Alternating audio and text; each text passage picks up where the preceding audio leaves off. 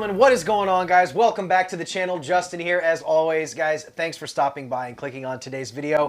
We have two big stories we're going to talk about. We're going to dive right into those, guys. First, do me a personal favor and like this video. I know I bug you about that all the time, but it really does help out more than you know. Also, be sure to drop a comment below and let me know your thoughts on today's two movies. We're going to be talking about Resident Evil and Texas Chainsaw Massacre. And just one more thing before we jump into today's news, guys. Be sure to turn those notifications on. I've had a lot of people, even my regular subscribers, not even knowing that I've been uploading videos lately, which is so frustrating. So be sure you hit those notifications so you don't miss out on any future uploads. Make sure you allow notifications from YouTube to your phone so you don't miss out. Was that it, Pete?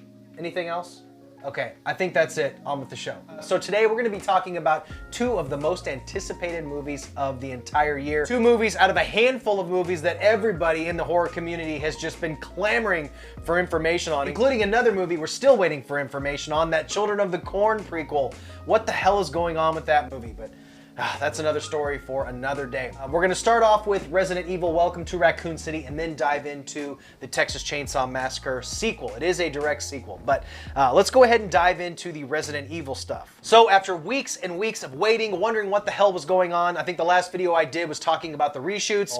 The movie's done and we have our first pictures of our characters in action, and I gotta say, they look pretty good. This new iteration of Resident Evil, this new reboot, is supposed to follow the games much closer, and in this movie, we're gonna be having characters from Resident Evil 1 and 2 and the Resident Evil remake. Which is really, really fun. So new images of Resident Evil Welcome to Raccoon City offer a first look at the stars of the new movie in action, as well as the rest of the principal cast. The first image we got here introduces Avon Jogia as Leon Kennedy and Kaya Scodelario as Claire Redfield. Forgive me if I mispronounce some of these names, I apologize. Two characters who were first introduced in Resident Evil 2. Below the image features Hannah John Kamen as Jill Valentine, Robbie Amell as Chris Redfield, Tom Hopper as Albert Wesker, Chad Rook as Richard Aiken, characters first seen in the original Resident Evil game. It appears they are entering the Spencer Mansion, the setting of that game.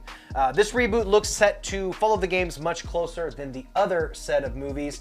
And in another image, finally, we see Marina Mazeppa as Lisa Trevor. This character looks amazing. The cursed daughter of the architect of the Spencer Mansion. She was first introduced in the remake of Resident Evil 1, having not appeared in the original version of the game. What an insane looking character. God damn, that is so badass. Resident Evil Welcome to Raccoon City is directed by Johannes Roberts, who previously headed 47 Meters Down and The Strangers Prey at Night. Strangers Prey at Night is a great little slasher. To those who haven't seen it, I highly recommend checking that out. It's a pretty brutal little slasher movie, sequel to The Strangers. The new movie will tell an original story that broadly encompasses the events of the first two games. We can expect most of the film to unfold in the mysterious Spencer Mansion and later Raccoon City Police Station. The director explained in an interview with IGN it was just as important to get those locations right as it was for the characters.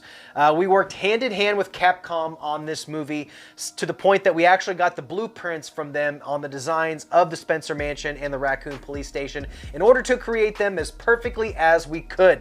We even had the exact artwork up on the walls of the mansion. Capcom, in fact, saw it for the first time the other day and was so happy and excited, and that, as a nerd, made me so happy and excited. Set to hit theaters November 24th. This movie was initially supposed to be released in September, although they pushed it back to November so it wasn't competing with the release of Shang-Chi. October, I feel like, would have been a great month to release it as well, but then you're competing with the new Halloween movie, so this movie has just had a hell of a time, as all of these movies have, but we're finally getting it. These new images honestly look pretty damn cool. It's like it's a slick, decently budgeted movie. I think I covered the budget on one of my previous films, but this is not a cheap movie. This will be hitting theaters and it looks great. I can't tell by this first image of Lisa Trevor if this is a practical effect or a CGI effect, but either way, the character looks amazing. What a creepy looking character. So yeah, really cool. I am really excited. Again, that'll be hitting theaters November 24th. A horror movie that's actually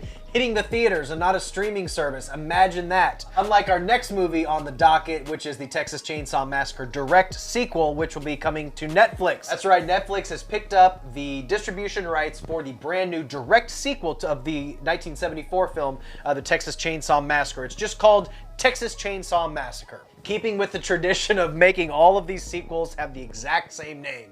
Halloween, Candyman, Children of the Corn.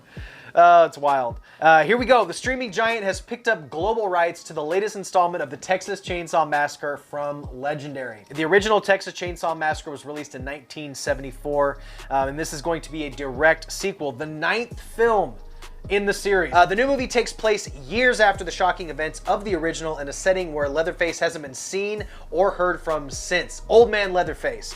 Per Netflix and Legendary, the film seeks to pick up where the Hooper and Kim Henkel film initially left off, bringing the most notorious horror franchise back to life in the same bold, provocative manner that it was first introduced into the world. The cast includes Elsie Fisher of 8th Grade, Sari Arkin, Happy Death Day to You, Jacob Lattimore from The Maze Runner, and Mo Dunford of Vikings. Netflix and Legendary had previously teamed up for the sleuthing movie starring Millie Bobby Brown and Enola Holmes. I didn't see that one.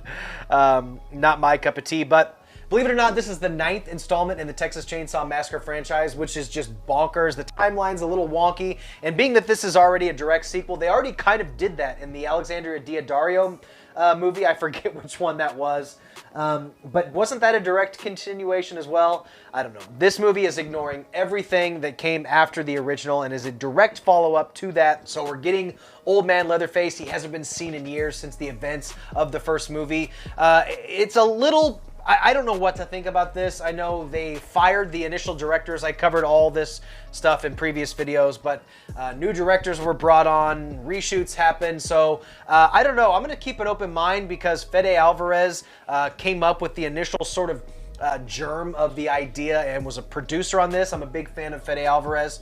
He did a fantastic job with the Evil Dead 2013 movie, so we'll see what happens. As far as a release date, there's no definitive release date. Maybe late this year, maybe early 22.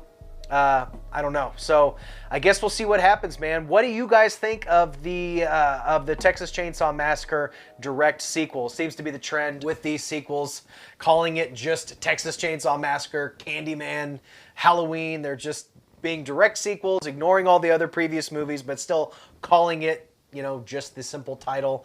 It's a little strange, but so there it is. 2 of the most anticipated movies of the year. Let me know your thoughts down below, what you think of them. Check out my other recent videos. I've been posting a lot of cool shit, including my infamous Candyman review. I'll link that down below as well. Guys, I think we're done here. Thank you so much. Stay weird. Remember to always be yourself, and I will see you in the next one. Bye. Pete says bye too.